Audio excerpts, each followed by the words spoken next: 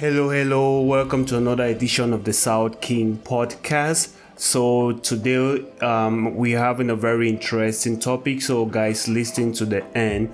The topic of today is about being a single mother in Cyprus. This is a topic I've really wanted to talk because I've observed a couple of things. So I'm not presenting the podcast alone. I'm with Evelyn. And also we have a guest artist. He's here to talk about his music, so we'll introduce him to you soon. Welcome Evelyn to the podcast and Happy New Year. Thank you, South King, and Happy New Year to you too. Hope you're doing great. I'm doing great. So welcome guys again to the South King podcast. Let's go. So like I said, today we're going to be talking about being a single mother in Cyprus. And one thing I've observed in Cyprus is that a lot of girls are single mothers. I mean, I'm talking of girls who have children. I'm not talking about your kids in Africa. I'm talking about having a child in Cyprus. So I've always wanted to know, like, why are many girls having kids, but I mean, in most cases, the father of the kids are not around.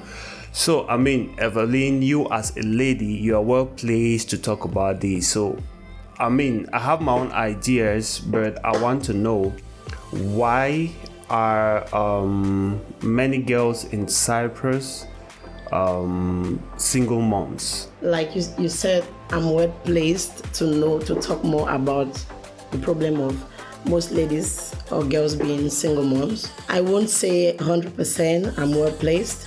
Yeah, I'm a single mom myself. At times, situations happens, so I wouldn't really say I know why most girls have decided to be single moms. Maybe it didn't just work out. I don't think like it's about them deciding to be single moms in all the cases. So my thought I've always gone to, like, are the guys in Cyprus not responsible, or because two things on my mind: either the guys in Cyprus are not responsible, or these kids are mainly kids for papers. So either I miss out somewhere, like getting to know, maybe it's the girls' fault too sometimes, like maybe they make the guys to leave them.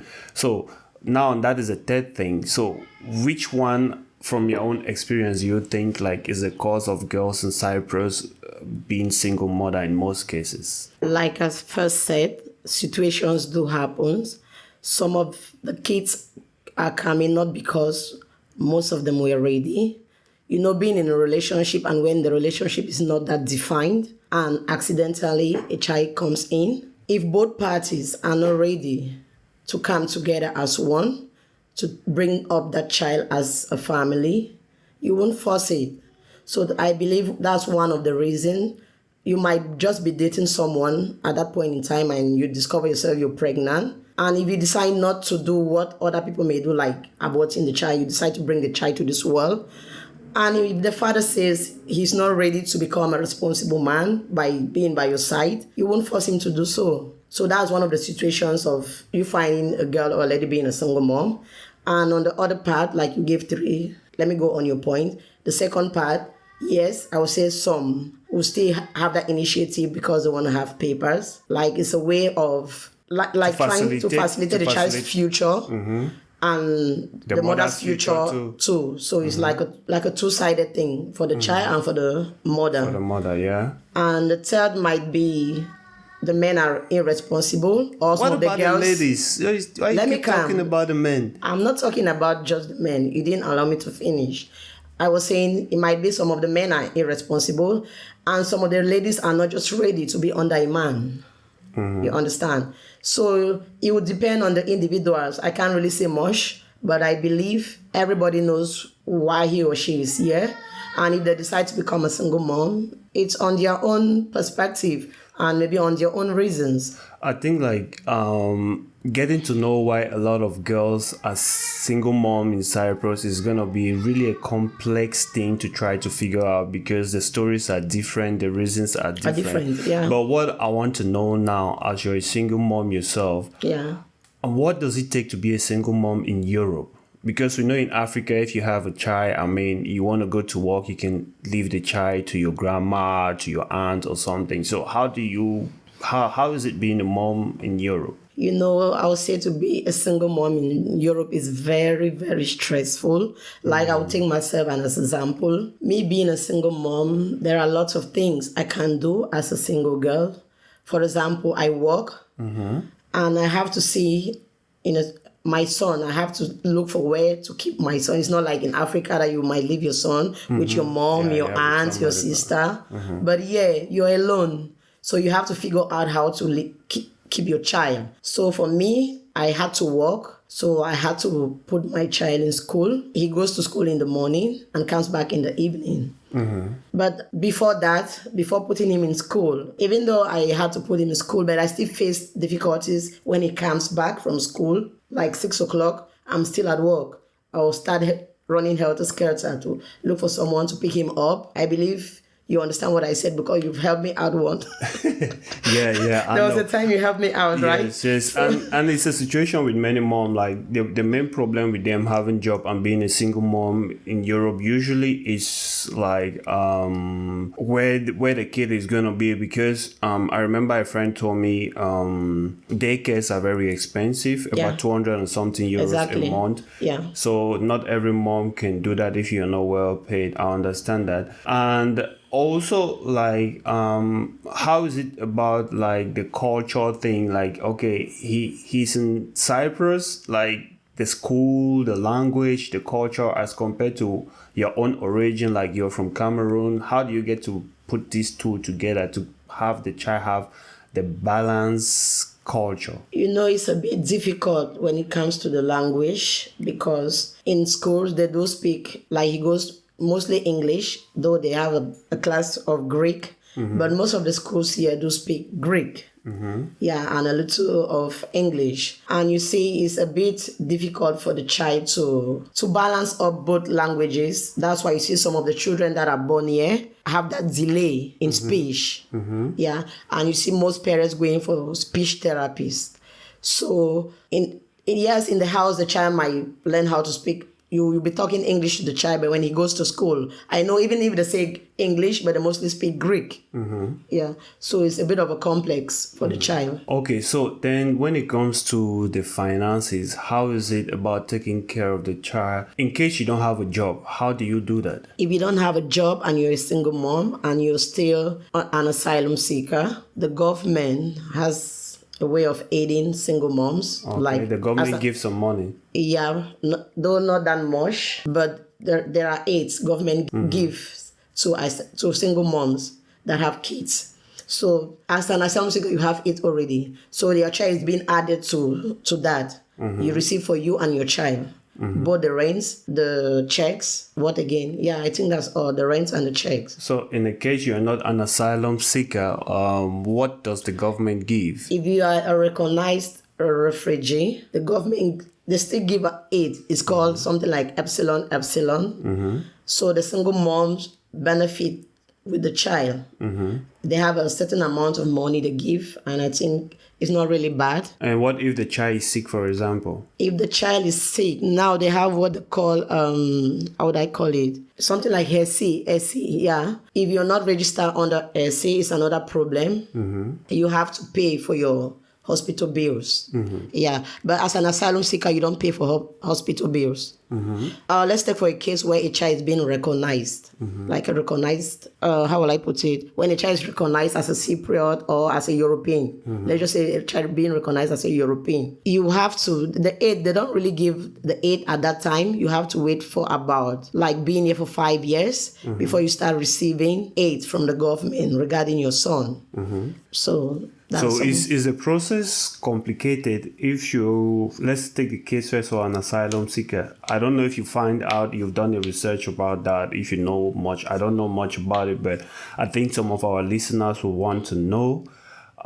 Maybe next time we invite a more professional person to handle this part of Yeah. the questions. But do you have any idea on how much time it might take to register your child after putting to bed? No, after putting to bed, you just go to the council to do the birth certificate of your child. Once the birth certificate is out, you take it to the social welfare. And when you take that to the social welfare, I think they're going to give your child the same alien book you have. So it's being registered at the migration office too. So usually it takes about how long? Maybe a month or less? It depends on how you decide to do your the birth certificate of your child. If you want to take a month, you want to take 2 months, you want to take a day, it depends on you. As soon as you have the birth certificate, you take it to the welfare. So from there, your child's benefit will start from the next month. I think if you hand it today, I think the following month you receive the benefit of your child. Okay. Yeah, but I believe you still have to do more research To be very sure. to be very sure. Yeah. Okay, all right, guys. Don't forget, this podcast is participative, so you can use the comment section to tell us about your stories, or if you have questions to ask Evelyn or myself, then we can do research for you and let you know. Very soon, we'll be bringing in our artist to talk about his music and entertainment in Cyprus generally. So before we bring him in, I want to know, like, after everything, being a mom, how good does it feel? I will never regret being a mom. Ooh. Either being a single mom or not. The love of a child is the purest thing you can ever experience. Okay. You understand? So just being with my child, it makes me happy. Showing him the love I owe him, the responsibilities I owe him. So just the feeling, it's okay, and it's something I can't trade for anything. So, right. yeah. Okay. Yeah, of course, myself, I'll say that having a child is a very beautiful thing, because not being able to have a child, it's very difficult a thing to bear. So I think now we're gonna bring in our artists. We've been joined by one artist who just released a video, Mend Them, and he's a Nigerian-based Lanaka artist. He goes by the name... Can you give us your name? Yo, my name is Ovadoz, aka Bad Man Got Some Weed, aka Money Can Switch on Weed, aka... Boom! AKA and AKA. Okay. Anyway, so we are happy to have you here today, my brother. So your video came out recently. Before we get to talk about your music, tell us a little bit about you. I mean, like, who is 9 Zone Ovadoz? Okay, 9 Zone Ovadoz is from Nigeria, Edo boy, Benin City. As a Nigeria, you know where's Benin City, southern Nigeria. So my real name is Andre Osaseri. My stage name is 9 Zone Ovadoz. What's the meaning of 9 Zone Ovadoz? Okay, I actually Sounds to me like mathematics, like 9 Zone and Overdose. I actually got that name is because the name is actually a registered name, a CSC registered name in Nigeria. So my date of birth is April 9, and the 9 came from the date of my birth. So, and also the 9 represent angel number 9. Sorry to cut you short. What do you mean by angel number 9? I don't understand. Okay, you see, I'm a Christian. You see, as a Christian, every angels, you are supposed to know that every angel has a number. Wow. Okay. So mine, angel number 9, is an angel of peace and at the same time of war. Okay. You understand? So we like peace, but if you bring war to us, we don't hesitate to also push back. So Okay, so from the little I know about you, first you are a DJ, yeah. and then an artist yourself. So let's talk about, when did you start DJing, and when did you decide to get into like music recording like an artist? Well, I've been into entertainment for a long time now. Let me say, if I'm not mistaken, 12 years. First of all, I didn't even start as a DJ. I started as a Nollywood actor. As time goes on, I found passion in music. In fact, I just found passion in entertainment. So first I started off as a DJ. Then later I said to myself, man, these guys are doing this music stuff. I think I can sing too. Let me just give it a try. So I started singing, doing backup singer for like 3 years. Then after then, I started producing my song, playing it within my friends. And also when I goes to show, I just played first to check my speakers and every other thing. So this is how it is. And now you can call me a DJ, a music artist, so on and so forth. Wow, that's a lovely story. But I would like to ask, what really pushed you into music? I found passion in music. Music is life. Music is a universal language. I fall in love with music ever since I was a child. You sing in what languages and why? Why those languages? I sing mostly in English because my country, Nigeria, our official language is English.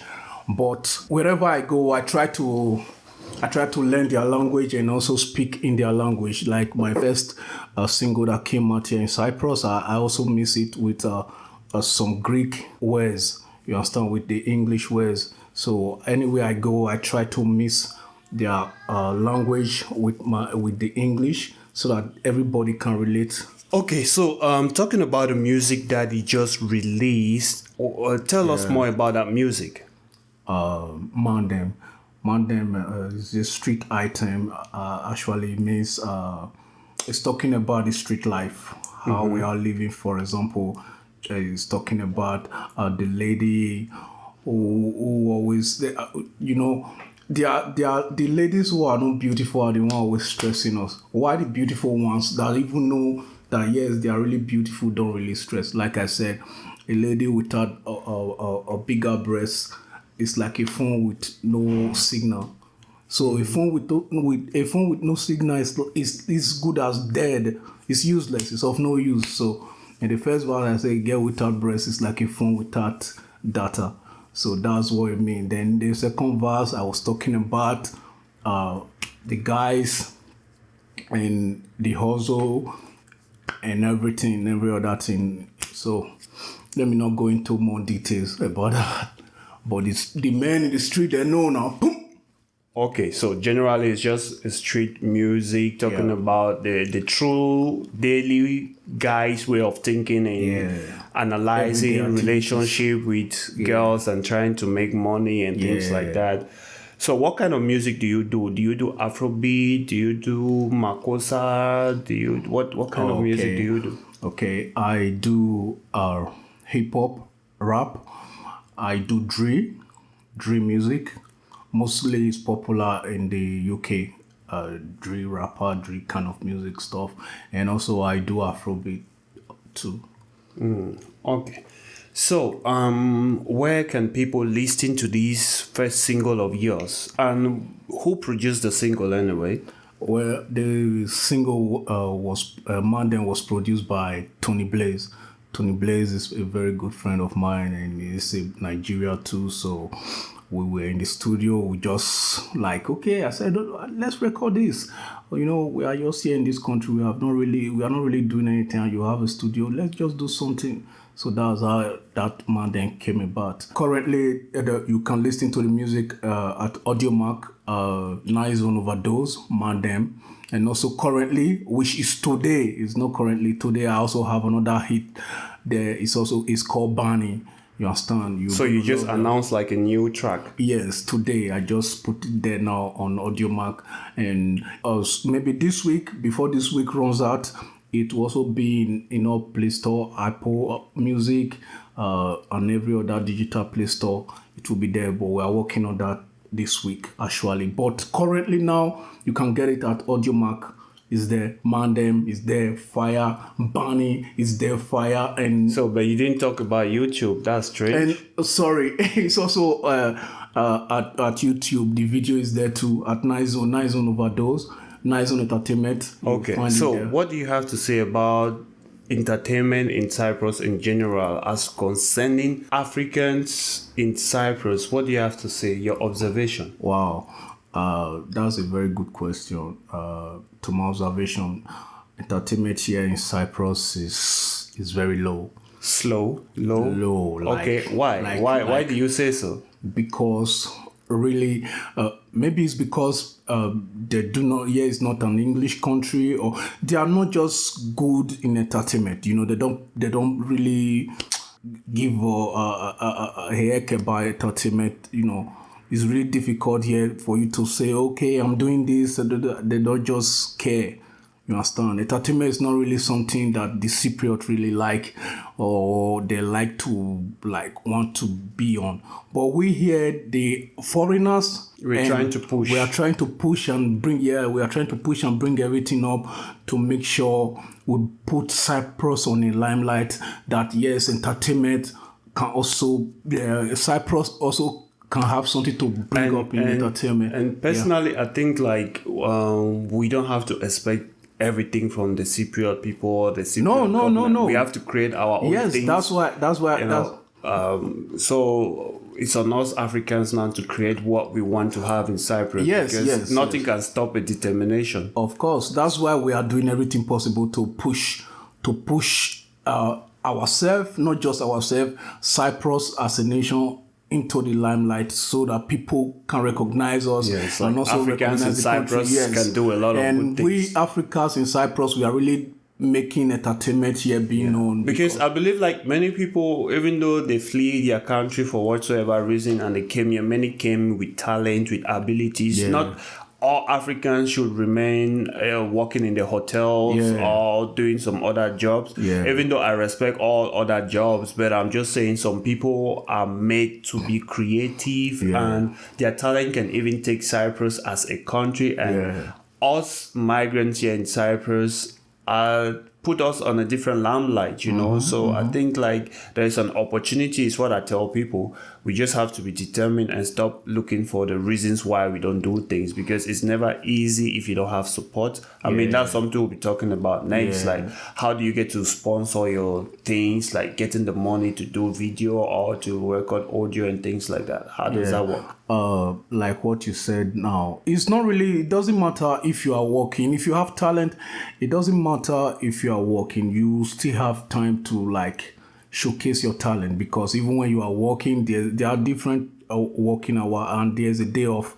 There are some people who work 9 to 3, 3 a.m. to 5 a.m. There are some also people who work 3 a.m. to 4:30 p.m. Like I work at logistics, so my work actually start by 4:30 a.m. and end by 12, sometimes 1 o'clock. So I still have time to do other things and bring other things in place. So if you have talent, if you really want to showcase your talent, you will still have time to do it. It doesn't matter where you are or what you do. We know Cyprus is not easy for anybody, but if you have talent, you will still have to showcase it. If you don't showcase it, your talent is going to haunt you. This is what I discovered, and this is what I know is true. So what are your projects? What's the future looking like for you and your creativity? Man, my future is really bright. You know, I know 5 years from now, I'm going to look back and say, wow, I was made a good decision. Yeah, I was like, oh God, I was really in this place doing this, talking about this,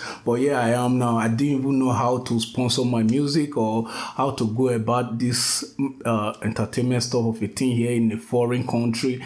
So, but yeah, I am now. In 5 years now, I'll really see myself at the top. Yeah, so one of the biggest. And I will also say yes. I can proudly say yes. I made it out of Cyprus.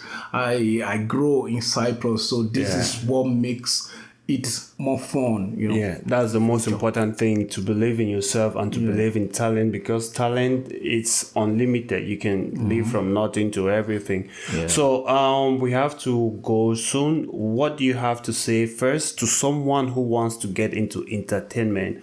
and is in Cyprus thinking it's impossible because lack of finance or lack of other opportunities. Already, I would say for people who want to record audio and video, you can come to Salkin Production. It's made for Africans and low budget people and good quality. Yeah. But what else can you say to other people who have talent and feel like they cannot express it in Cyprus? Right now we have social media, so social media can do anything. It doesn't depend your location. Yeah, it does not matter where you live or what you do. You understand? So, or secondly, you need to also make friends with people. Connection. Also make friends with people you know that are already doing it. So you can also join hands with them and also bring out yourself. I know a lot about people. I know people who are into entertainment, who are doing good here in entertainment here in Cyprus. People like the like of Tony Blaze, the producer, Swiss Comedy, and a lot of them like you yourself, Sad King Production. Yes. So if you have a talent, you have to contact these people. You have to believe and just like talk with them. That, oh, bro, this is what I do. This. Yeah, you should not be shy because if you have talent, a close match is a close destiny. So you just have to come up. Like me, the guy who produced my song, I was actually looking for a studio here, which I wanted a studio where a black guy is, so that a foreigner that can understand my kind of thing I want. But I went to one of the Swiss Comedies, one of his shooting at the location there. I saw the guy there, so that was how I also connect with him. Oh, he told me, he's into entertainment. I said, okay, fine. Yeah, I want to record something else. Connection is very important. Yeah, it matters a lot. Okay, so we have to go. What do you have to say to your fans and people listening to you right now? Yo.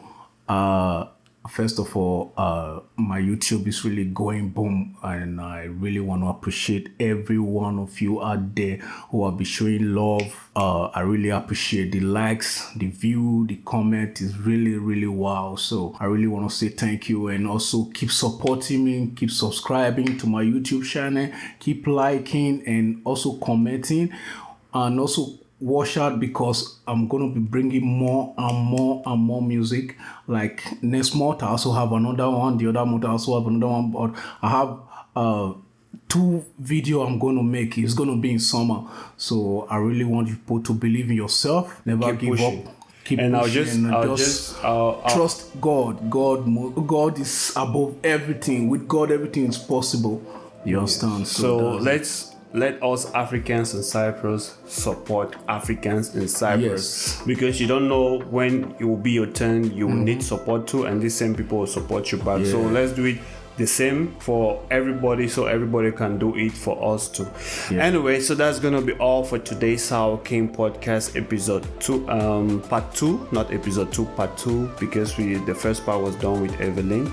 So thank you guys for listening to you at the next podcast. Bye-bye. Ciao. Bye. Boom.